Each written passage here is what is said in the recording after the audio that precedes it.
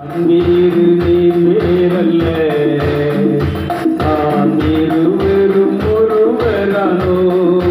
நான் நீரு நீர் வேறல்ல, நாம் இருவரும் ஒருவரானோ. நீரே என் ஜீவன், நீரே என் தூய்மை, நீரே என் ஞானம், நீரே எல்லாம் தேவ ஆவியே. என்னில் வாழ்பவரே, தேவ ஆவியே. என்னில் வாழ்பவரே,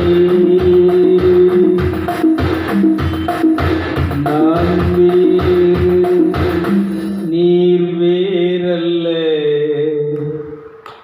மனம் திரும்பின மனுஷன் எப்பவும் வாயில் சொல்ல வேண்டிய வார்த்தை, கடவுள் வேற நான் வேற, நானும் அவரும் பிடிக்கிறோம் ஒன்றாக இருக்கும். அவருடைய தன்மை என்கிட்ட இருக்குது, அவருடைய பாவனை என்கிட்ட இருக்குது, அவருடைய குணம் என்கிட்ட இருக்குது, அவருடைய மனநிலை என்கிட்ட இருக்குது.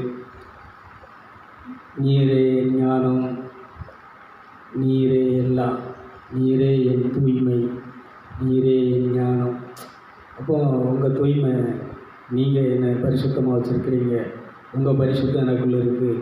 என்னை பரிசுத்தனாக வழி நடத்திட்டு இருக்கிறீங்க, நீதிமானாக வழி நடத்திட்டு இருக்கிறீங்க. விருத்தத்தால் கழுவப்பட்ட நீதிமான், விருத்தத்தால் பரிசுத்தமாகப்பட்ட பரிசுத்தவான். இப்படி நம்ம என்ன செய்யணும்னா, இந்த ஆவிக்குரிய சிந்தை என்ன செஞ்சுட்டு இருக்கணும். அடுத்தாப்புல இந்த உடல் தேவ ஆவியே, என்னில் நீர் வாழ்ந்து கொண்டு இருக்கிறீர். இந்த உடலில் நீங்கள் வாழ்ந்துட்டு இருக்கிறீங்க. கையினால் கட்டப்பட்ட கோயிலில் நான் என்ன செய்யறதில்ல.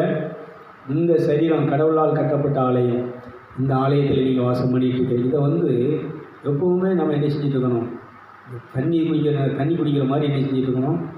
இதை நம்ம சிந்திச்சுட்டே அடிக்கிறது. அதுதான் ஆவிக்குரிய சிந்தை.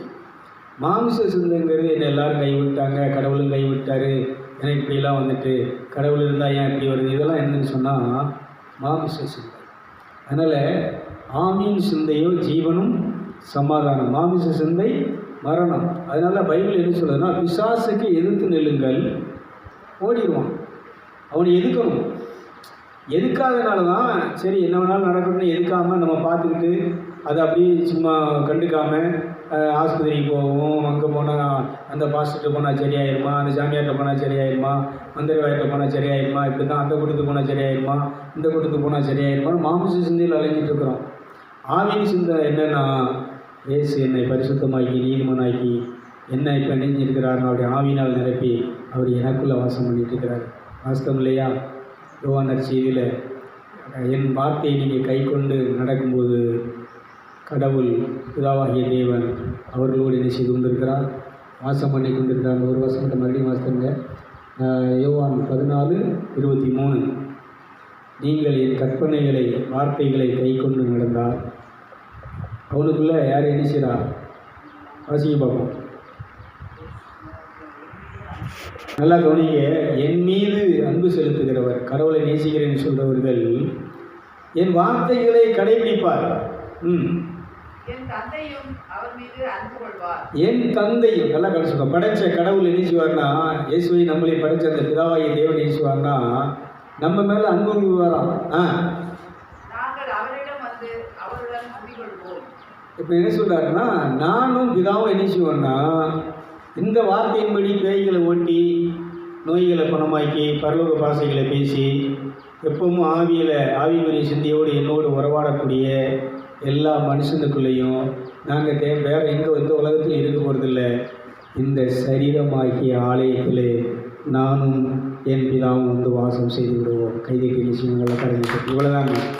சிம்பிளான விஷயத்தை இயேசு அங்கே என்ன செய்யறாங்க, ஒரே வார்த்தையில் சொல்கிறார். அதனால் இயேசுனுடைய வார்த்தையை இந்த நிகழ்ச்சியை பார்க்குற எல்லோரும் கடைபிடிப்பீங்கன்னு நினைக்கிறேன். இதை நிறைய பேர் மெசேஜில் நீங்கள் சொல்கிறத நாங்கள் அப்படியே ஃபாலோ பண்ணிட்டு வரோம், கடைபிடிச்சிட்டு வரோங்கிறத நீங்கள் பதில் தெரிவிச்சிருக்கிறீங்க. உங்கள் எல்லாத்துக்கும் இன்னொன்று, இந்த நிகழ்ச்சி கண்டிப்பாக உங்களை மனமாற்றம், உங்கள் சாயலை மாற்றும், உங்கள் வாழ்க்கையை மாற்றும். அப்போது அந்த பிசாசை எதிர்க்கிற விஷயத்தை இப்போ நான் சொல்லிவிட்டு நம்ம தொழுகிற ஆராதனைகளை போகிறோம். அப்போ பிசாசை யாக்கோபில் சொல்லுவார், பிசாசுக்கு நீங்கள் என்ன செய்யுங்க, எதிர்த்து நில்லுங்கள். இதை இன்றைக்கி யாருமே பண்ணலை. எல்லோரும் கோயிலுக்கு போகிறோம். செவக்கூட்டங்களுக்கு போகிறோம், புண்ணிய ஸ்தலங்களுக்கு போகிறோம். ஆனால் யாராவது பிசாசை எதுக்குறாங்களா அப்படின்னா அது ஒரு கேள்விக்குறி தான். மொட்டை போடுதோம். அந்த நேரத்து தம்பி ஒருத்தன் வந்தான், மாதா கோயிலில் போய் மொட்டை போட்டு வந்தானே அப்படின்னா. எதுக்குள்ள மொட்டை? மாதாவுக்கு என்ன உன் முடி, உன் பிள்ளை முடி மாதாவுக்கு எதுக்கு? மாதா என்ன முடி இல்லாமல் இருக்காங்களே, இல்லை அதை விற்று என்ன அவங்க எதுவும் பொரியலில் பொட்டுக்கல்லில் பொறி வாங்கி சாப்பிட போகிறாங்களா? எதுக்கு முடி? இதெல்லாம் நம்மளை என்ன செஞ்சுட்டாங்கன்னா, இந்த மூட நம்பிக்கையில் என்ன செஞ்சிட்டாங்க, மாமிச சிந்தையை நம்ம மைண்டில் என்ன செஞ்சிட்டாங்க, இது மாமிச சிந்தை. நாங்கள் இப்படி கும்பிடி செலவு போட்டோம், இந்த திருச்செந்தூர் மற்ற மாரியம்மன் கோயிலுக்கெல்லாம் மாலை போட்டு போகிறாங்களே, அவங்க போட்டுட்டு போனால் அவளுக்கு அது நடந்துச்சு, அதனால் நானும் போட்டுட்டு போகிறேன் அப்படின்னு சொல்கிறாங்க. இல்லைப்பா, இதெல்லாம் நம்ம மேலே நினைச்சிட்டாங்கன்னா ஒரு மூட இதை நினைச்சிட்டாங்க. இதே மாதிரி இந்த பிரபஞ்ச சக்தி இது பண்ணி பிரபஞ்ச தியான மையங்கள் நிறைய நினைச்சிட்டு இருக்கிறாங்க. ஹிந்துஸ் தியானங்கள் நடத்தி இந்த மாதிரி பயிற்சிகளை கொடுத்துருக்குறாங்க. குண்டலினி எழுப்பு, ஒரு குண்டலியும் எழுப்பாது. இந்த புருவ மத்திய உன் நெற்றிக்கண்ணை திறக்கக்கூடிய ஒரே சக்தி எதுக்கு இருக்குதுன்னு சொன்னால் இயேசுடைய மாசற்ற விளையாடப்பட்ட ரத்தத்துக்கு இருக்கிறது. இதை நீ சொல்லி கண்ணை மூடி இந்த புருவமத்தியை மேலே தூக்கி நீ தியானத்தில் உட்கார்ந்து, இயேசுவே நீங்கள் சொன்ன அந்த வார்த்தையின்படி நான் உட்காந்துருக்கேன், உங்கள் ஆவியால் என்னை நிரப்புங்க, என் கண்ணை திறந்துருங்க, என் அகக்கண்ணை திறங்க, என்கிட்ட இருக்கக்கூடிய இந்த மாம்ச எண்ணங்களை நீக்கி. இந்த புருவமத்தியில் அவங்க சொல்கிற விஷயங்கள்லாம் நல்லா கருத்துக்கள் தான், அதெல்லாம் தப்புன்னு சொல்ல முடியாது. ஒவ்வொரு மூலாதாரத்துலேயும் ஒவ்வொரு குணங்கள் இருக்குது. காமம் இருக்கிறது, இந்த விபச்சாரம் என்ன இருக்கிறது, கோபம், இதெல்லாம் இந்த மூலாதாரத்தில் இருக்கும். இதை கடந்து நம்ம போகும்போது இந்த தன்மை வந்து சொல்கிறது. நம்ம இந்த தன்மை எப்போ வரும்? பரிசுத்த ஆவியினால தான் நீ இந்த மாம்சத்தினுடைய தன்மையை என்ன செய்ய முடியும், அழிக்க முடியும். ரோமர் 8 சொல்லுவார், பரிசுத்த ஆவியினாலே இந்த மாம்சத்தினுடைய தன்மைகளை அழித்தால் நீங்கள் பிழைப்பீர்கள். கைதிகள் பார்ப்போம், நல்ல காரியங்கள். அதனால் இந்து சகோதரர்கள் நிகழ்ச்சியை பார்த்துட்டு இருக்கிறீங்க. உங்களுக்கும் நம்ம அவங்கள கிறிஸ்துவ மதத்துக்கு நான் சொல்லலை. நீ அதே தியானத்தை அதே இதில் உட்கார்ந்து நீ என்ன செய்யணும், இந்த மாதிரி இந்த வார்த்தைகளை பயன்படுத்தி இயேசுடைய நாமத்தை நீ பயன்படுத்தி இயேசுடைய ரத்தத்தை பயன்படுத்தி என்கிட்ட இருக்கக்கூடிய இந்த பிசாசை என்ன செய்யுங்க, ஓட்டக்கூடிய சக்தியை தாங்க. இந்த கோபத்தின் ஆவி என்கிட்ட வெளியேறட்டும். எல்லோரும் சொல்கிறாங்க, கோயிலுக்கு போகிறா, நல்லா சம்புண்டுதா, அப்படி சண்டை ஓடுதா, சண்டைக்கு இப்படி வரா, இந்த மாதிரி வீட்டில் என்ன செஞ்சுட்டு இருக்கா, ஒரே ஆட்டம் ஆடுதா, பைக் மூட்டில் ஆடுதா, அங்கே ஆடுதா, இங்கே ஆடுதா. கோயிலுக்கு போயிட்டு வந்து பார்த்தா அவள் வீட்டில் போகிறோம் என்ன இருக்கு சண்டை. ஏன்? சாப்பிட்டா நல்ல பொண்ணு, கோயிலுக்கு போகிறா, கடவுள் பக்தி இருக்குது, ஆனால் அவளை அலக்கழிக்கிறது, அவளை அந்த அளவுக்கு அவளை ஆட்டி படைக்கிறது எது? பேயின் ஆட்சி. இதை பார்த்து யாரும் இறக்கப்பட மாட்டாங்க. அவள் ஆடுகாளி, அவளை பார்த்தோன்னு சொல்ல பத்திராளியில் அவள் பேயில்லை, அவள்கிட்ட யார் இடிச்சுவா? சில ஆம்பளையை சொல்லுவான், பேயை கட்டிட்டு வந்து இடிச்சிட்ருக்கேன், குடும்பம் நடத்திட்டு இருக்கேன், இது பேய் தான். ஏன்னா மனம் திரும்பி ஒருத்தர் ரட்சிக்கப்பட்டு இந்த பரிசுத்த ஆவியின் அபிஷேகத்தை பெறலைன்னா இன்னொரு விஷயத்தை ஆவியானவர்களை உணர்த்துறாரு. நீங்கள் ஒரு இப்போ ஜெப கொடுத்து போய் ஏதோ ஒன்று சரியாகி நீங்கள் அடுத்த கோயிலுக்கு ஜெப கொடுத்து போகலாம். இந்த சரீரமாகிய ஆலயத்தை அந்த பரிசுத்த ஆவியினால் நெருப்பினால் நீங்கள் நிரப்பலைன்னா, போன ஆவி ஒரு ஆவியாக இருந்தால் அது 7 பலவான பெரிய ஆவியை கொண்டு வந்து உள்ளே வச்சுட்டு இன்னும் பலமாய் ஒன்று என்ன செய்யும், சித்திரவதை பண்ணுங்கிறத இயேசுவே சொல்லியிருக்கிறார். இதை எடுத்தால் நேரம் போயிட்டே இருக்கும், அதனால் நான் அந்த வார்த்தை எடுக்கலை. இதை ஞாபகப்படுத்தாங்க. மேக்சிமம் கிறிஸ்தவங்களுக்கு தெரியும். நீங்கள் இப்படி பாத யாத்திரையெல்லாம் போகலாம், சிவபாரம் பண்ணலாம், சிவமாலை எல்லாம் பண்ணலாம். ஆனால் இதனால் சில ஆவிகள் வெளியே போயிடும். ஆனால் இதை விட பலமான ஆவிகள் என்ன செய்யும், இது உள்ளே வராமல் இருக்கணும்னு சொன்னால் ஒழுங்காக அன்னை மரியாள் மாதிரி அப்போஸ்தலர்கள் இந்த பரிசுத்தவான்கள் எப்படி ஆண்டவர் பாதத்தில் காத்திருந்து இந்த பரிசுத்தாவின் அபிஷேகத்தை நெருப்பை பெற்றார்களோ, எப்படி இயேசு தன்னுடைய ஆவியை பரிசுத்த ஆவியை ஊதி இதை பெற்றுக்கொள்ளுன்னு சொல்லி அப்போஸ்தலர் மேலே ஆவியை ஊதினாரோ, இது மாதிரி இந்த பரிசுத்த ஆவியை அபிஷேகத்தை பெறலைன்னா எங்கே போனாலும் சரி இந்த பிசாசை நீங்கிடுவான். அவன் பயப்படுற ஒரே ஒரு பையன் எதுக்கு பயப்படுவான்னா, இந்த பரிசுத்த ஆவியின் நெருப்புக்கு மட்டும்தான் பயப்படுவான். ஆகவே அக்கினி அபிஷேகம், நெருப்பின் ஞானஸ்நானம் இது என்ன செய்யும்னு சொன்னால் இந்த சாத்தானா நம்மகிட்ட வராதபடிக்கு அன்னைக்கு இஸ்ராயல் மக்களை அந்த அக்கினி ஸ்தம்பமும் மேக ஸ்தம்பமும் பாதுகாத்து வழிநடத்துவது போல மனம் திரும்பி ரட்சிக்கப்பட்ட கிறிஸ்தவங்களை விசுவாசிகளை இன்றைக்கி இது என்னை பாதுகாக்கு, அக்கினி என் கூட இருக்குது, அக்கினி என்ன நினைச்சிருக்கு, நான் அக்கினிக்குள்ளே இருக்கிறேன், நான் வேறு நீ வேறு அல்ல, நாம் இருவரும் ஒருவராக இருக்கிறோம், நீரே என் ஜீவன், நீரே என் தூய்மை, நீரே என் ஞானம், நீரே எனக்கு எல்லாம், ஆவியே என்னில் வாழ்கிறவரே. இந்த பாட்டை நீ எப்பவும் பாடு. அந்த வேலாம் சம்பாதிக்கிறதுக்காக வேண்டி பாட்டு எழுதி நெஞ்சிருக்கான், பாடி ஆட்டம் போட்டுருக்கிறான். அதை பாடி நீ நெய்யாத, ஆட்டம் போட்டு நெய்யாத இல்லையா? இதை பார்த்து நல்லா இருக்கு, நல்லா அந்த கூட்டமே எப்படி இருந்துச்சு, ஆடுவா உன்ட்ட பேய் ஆடல, அது பேயின்னு ஆடும். இப்போ நல்லா நீ கவனிக்கணும், உள்ளுக்குள்ளே என்ன ஆவி இருக்கு, இதை மேற்கொள்ளணும்னா அந்த தூய் ஆவியில் நிரம்பி நீ மௌனமாக உட்காந்து ரூமத்தை தூக்கி அந்த அன்கான்ஸ் நிலைக்கு மாம்ச சிந்தை இல்லாமல் ஆவிக்குரிய சிந்தையில். ஆவியின் சிந்தைனா என்ன? இந்த உடல் கடவுளுடைய ஆலயம், இயேசு ரத்தத்தால் கழுவப்பட்ட நீதிமான். நோய் என்ன ஒன்றும் பண்ண முடியாது, மரணம் என்ன செய்ய முடியாது.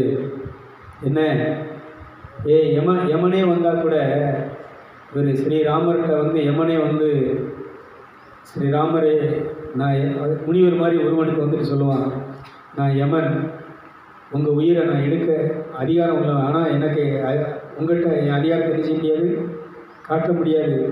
நீங்கள் சம்மதிக்காமல் உங்களை நான் என்ன செய்ய முடியாது, கொண்டு போக முடியாது.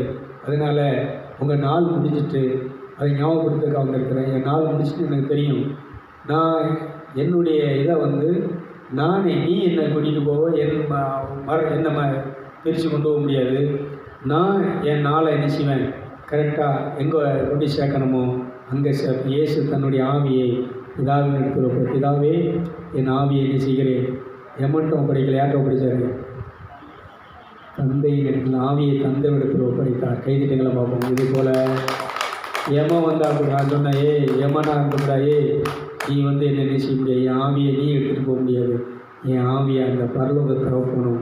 அவர் என்னை அழைத்து செல்வதற்காக நியமித்த பரலோக தூதர்கள் என்னை என்ன செய்வார்கள், பவுனியாக பரலோகத்துக்கு கொண்டு சொல்வார்கள். கைதிட்டங்களை பார்ப்போம். நல்லா கரைகளை கட்டி இதுதான் மனம் திரும்பிய ரட்சிக்கப்பட்ட ஆவிக்குரியவன். இந்து சகோதரர்கள், ஆன்மீகவாதிக்கு சொல்கிறேன், நீ ஆன்மீகவாதியாக இருந்தால் ஏமா ஒன்றா கொண்டு போகக்கூடாது. இந்த உயிரை தந்த அந்த தேவன் தான் என்ன செய்யணும்னு சொன்னான், அவர்கிட்ட தான் என்ன செய்யணும், ஆவி என்ன செய்யணும். அதனால் இந்த இவங்க இதில் போய் உட்காந்துக்கிட்டு பிரபஞ்ச சக்தி, பிரபஞ்ச தியானம், பிரபஞ்ச ஆற்றலில் பிறந்து போய் தியானம் பண்ணோன்னா பிரபஞ்ச சக்தி ஒன்று கொண்டிடுவான். கடவுள் ஒன்று மேலே என்ன செய்ய முடியாது. அதனால் பிரபஞ்சத்தை உண்டாக்கியவர் தான் யாருன்னு சொன்னான், அந்த பரலோகத்தை அந்த இறைவன். அதனால் அந்த தேவசாய நிகழ்ச்சி பார்க்குற இந்து சகோதரர்களுக்கு சொல்கிறேன், நீங்கள் இந்த பேய்களை ஓட்டி நோய்களை குணமாக்கணும்னு சொன்னால் நீங்கள் மனம் திரும்பணும். மனம் திரும்பணும் என்ன, ஏற்கனவே பண்ணிகிட்டு இருக்கக்கூடிய செயல்பாடுகளை பூரா என்ன செய்யணும், ஸ்டாப் பண்ணணும். மாம்ச சிந்தையை பூரா என்ன செய்யணும், ஸ்டாப் பண்ணணும். மாம்ச ரீதியாக பண்ணக்கூடிய அந்த வழிபாடுகள்லாம் என்ன செய்யணும், ஸ்டாப் பண்ணிவிட்டு ஆவிக்குரிய வழிபாடு நீங்கள் என்ன செய்யணும், மனம் திரும்பிட்டு அதை பண்ணுறப்பா உதவி செய்யுங்க, ப்ளீஸ் வாங்க ஹெல்ப் பண்ணுங்கன்னா, என் வார்த்தையை கை கொள்கிற என்னை நேசிக்கிறவர்கள் அன்பு செய்கிறவர்கள் என் வார்த்தையை கை கொள்ளும்போது நானும் என் தகப்பனும் பிதாவும் உங்களுக்குள்ளே வாசம் செய்துவிடுவோம். அதனால் உன்னை படைத்த அப்பன், உனக்கு ஜீவனை கொடுத்தவர், இந்த பஞ்சபூதங்களை படைத்தவர், இந்த பிரபஞ்சத்தை படைத்தவர் தான் கடவுள் என்பதை, இறைவன் என்பதை சொல்லி இந்த நிகழ்ச்சியை பார்க்குற நீங்கள் எல்லோரும் வாளாகல்ல தலையாக இருக்க வேண்டும், கீழாகல்ல மேலாக இருக்க வேண்டும். நீங்கள் பிசாசில் கட்டப்பட்டவர்களாக அல்ல, கட்டவிழ்க்கப்பட்டு நீங்கள் விடுதலையாக்கப்பட்டவர்களாக வாழ வேண்டும் என்று சொல்லி வாழ்த்தி ஆசீர்வதித்து இந்த நிகழ்ச்சியை நிறைவு செய்கிறேன். இப்போ எல்லோரும் அப்படி நம்ம நிகழ்ச்சி